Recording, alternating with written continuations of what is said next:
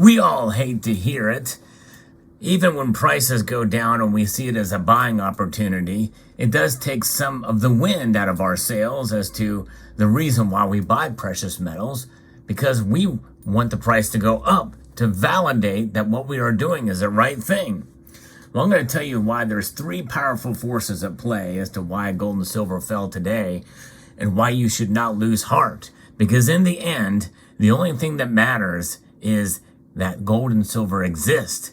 And I'll explain all that as we explore.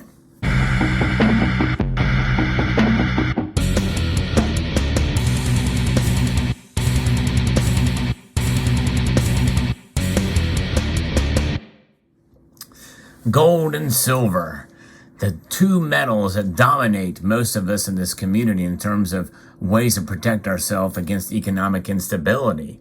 If you're new to stacking precious metals, you've seen a lot of volatility in recent weeks and months, and the volatility will continue as we navigate the highway and the byways of this economy and what's been going on in the banking sector, geopolitics. There's a lot of different factors at play. In fact, even aside from all of that, we're still reeling from the pandemic and the effects of that. In fact, that's part of the reason why China is having such a great effect on precious metal prices, especially silver as of late. But let's talk a little about where these silver prices and gold prices are right now. Because if you're a silver stacker, well, you might be a little bit pleased with this news. Silver hasn't fallen as much as gold has today. The precious metal prices as they stand right now, with mere moments before the markets close, gold is down 1.24%, down $24.60 to $1,958.30, well below that $2,000 support that we saw not too long ago. It's a good buying opportunity. Sadly, I don't have the ability to buy right now for a number of different reasons. Silver is down 26 cents, down over 1 percentage point now, and it is down to $23.58. Platinum is down $19, and palladium is down $20, both down over a percentage point. So there's where the metals are right now.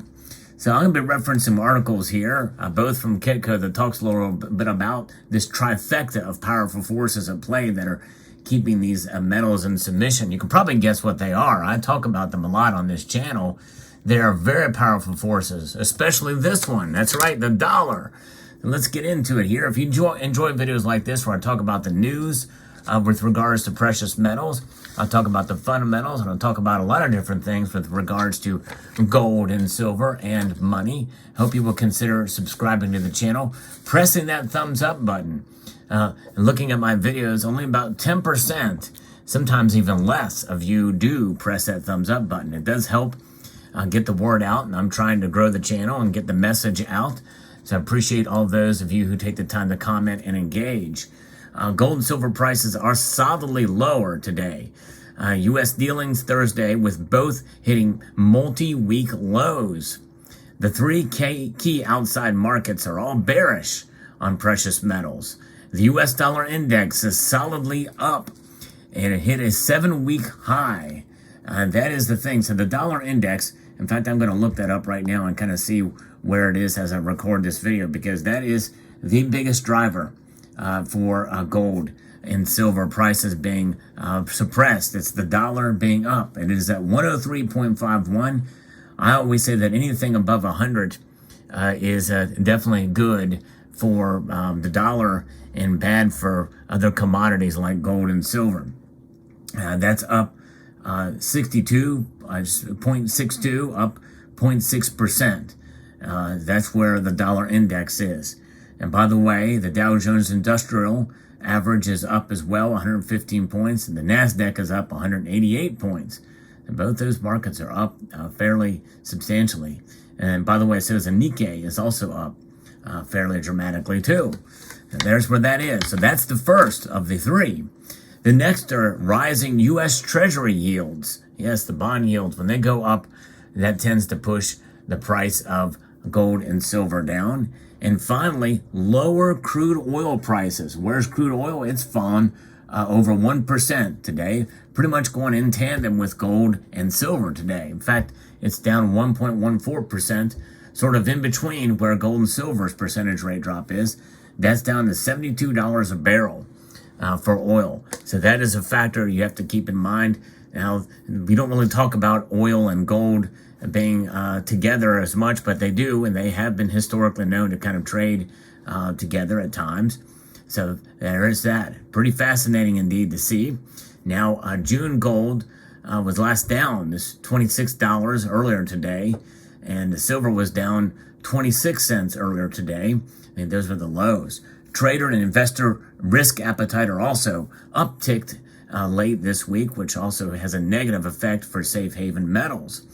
And so people are looking a little bit flirtish into the stocks, and so they're kind of ignoring the safe havens right now. But that's in the paper sector. Those are ETFs and futures.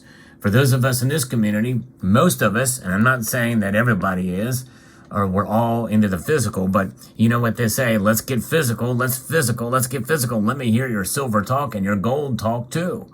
That's right. That's the way to do it. You want to get your silver and gold talking in the physical form.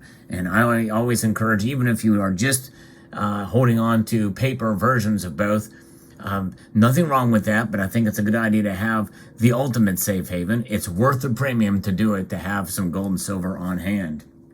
The U.S. debt limit extension talks are reportedly going better.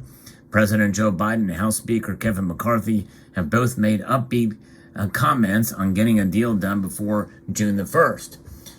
According to Barron's, debt ceiling optimism brings markets back to life. It's not without risk, so this could be some false sense of optimism here, but likely when these talks are happening, you can almost bet your bottom dollar, or even a dollar that's somewhere in between the bottom and top, that Kevin McCarthy will cave on pretty important factors, but still claim victory. That's right. Typically, the big spenders get what they want more so than the ones that are trying to rein in spending. And by the way, I believe that this whole deal was just taking us back to 2022 spending levels, which is should have been the point of the finished negotiation. But so we're negotiating from a period of weakness, in my view. There's just too much spending going on in Washington, and I think probably liberals and conservatives can probably agree on that. They just may disagree on what needs to be cut. But I think cuts can be made pretty much everywhere, in all levels. There was something called the penny plan that was proposed some time ago, where you cut a penny from an actual cut of 1 cent for every dollar in every program.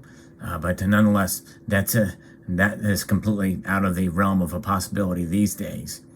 So nonetheless, the story details that while the debt matter getting fixed is a positive, the potential negatives are still lingering, including a still hawkish Federal Reserve, recession concerns, and U.S. European banking jitters. The marketplace is by no means a robustly risk-on president. And Asian and European stock markets are mostly higher overnight, and we've talked about the stock market here in the United States. Now, what does this mean for the Federal Reserve and what they're going to do? And likely, probably, there's going to be more talk, and maybe people are going to be more positive and think that the Federal Reserve is going to raise hikes yet another 25 basis points. I kind of doubt that's going to happen, but it's looking more like it could happen than where it was before. So we'll see. It'll be very fascinating to see if that actually occurs. Now, the next piece I'm going to be referring to here is from Jim Wyckoff, and we've got this dollar weighing in here. This is significant bearish outside market development for the metals markets. Rising U.S. Treasury yields this week are also negative for metals. Asian and European stock markets being higher, and we've got trader and investor risk appetite is up, and we've got the debt. Basically, a lot of this stuff is pretty much the same as what we talked about before, but we're going to be looking for U.S. economic data that will be released. What will include the weekly jobs report, which should come out any moment now if it's not already been released. and the Philadelphia Fed Business Survey, existing home sales, and leading economic indicators. So that'll be very interesting to see how those play out, and we'll see what happens there. But let's talk a little bit technical. I haven't done this in a while, but Jim Wyckoff has got some information here. Price uptrend on the daily bar chart has been negated by the gold futures bulls. They've got the overall near-term technical advantage, but they're starting to fade a bit. Prices are starting to trend down, and bulls' next upside price objective is to produce a close in the June futures above solid resistance at the May high of $2,085.40. I didn't realize they had gotten that high earlier this month. Maybe that's for the futures, but not the actual spot price. Bears' near-term downside price objective is pushing futures below solid technical support at $1,950. We're $8 away from that right now.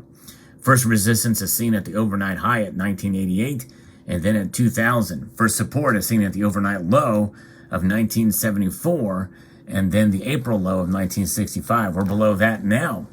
The silver bears have the overall near-term technical advantage. Prices are now trending lower on the daily chart. Silver bulls' next upside price objective is closing July future prices above solid technical resistance at $25. The next downside price objective for the bears is closing prices below solid support at $23. We're 59 cents away from there. First resistance is seen at 24, and then at this week's high at $24.39. Next support is seen at today's low at $23.57, which we're scraping right there now, and then at 23. We very well could see. I talked about $23 silver in a video earlier, a couple of days ago, maybe last week. They all kind of run together, it seems. Time moves so fast. But nonetheless, $23 silver. And I got a lot of people kind of laughed at me, said, hey, this is kind of clickbait. But nonetheless, it's turning out to be true. And sound kind of analysis there, but we'll see how this thing goes. And again, it's kind of unpredictable at times where the markets could go. It's interesting to see what's pushing them and pulling them. But again, these three things, it's the dollar index, it is the bond yields, and then oil. Very, very powerful forces. Make no mistake about it. But we continue to press on. And no matter what the metals prices do, the fact that you have these in physical form, you're not going to realize any losses until you sell. If you have to sell, it is a buying opportunity, and hold fast to that. Understand that it will be volatile. Gone are the days where it was relatively stable. But then again, some people would say that the precious metal markets are always kind of volatile, and to some extent they are. It just depends on your outlook, but there's a lot happening in the world today that certainly is pushing for a more volatile and crazy market, and be prepared for more of it. You're going to hear folks like me make predictions. I tried to not make mine too wacky and out of the normal or out of the realm of possibility. Sometimes you will see that. I will talk about those who do that, especially if they're big banks or analysts or whatever. Some of these are like really crazy, out there, wacky predictions. And I usually, when I talk about those types of things, I come from a point of normalcy and perspective of realism, because we have to be realistic. Realistic expectations are going to win the day, so that you're not disappointed whenever silver and gold doesn't go your way. So there you have it.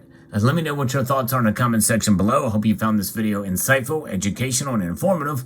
I'd like to extend a multitude of gratitude to you all for taking the time to watch, and to encourage you to please rate, share, comment, and subscribe.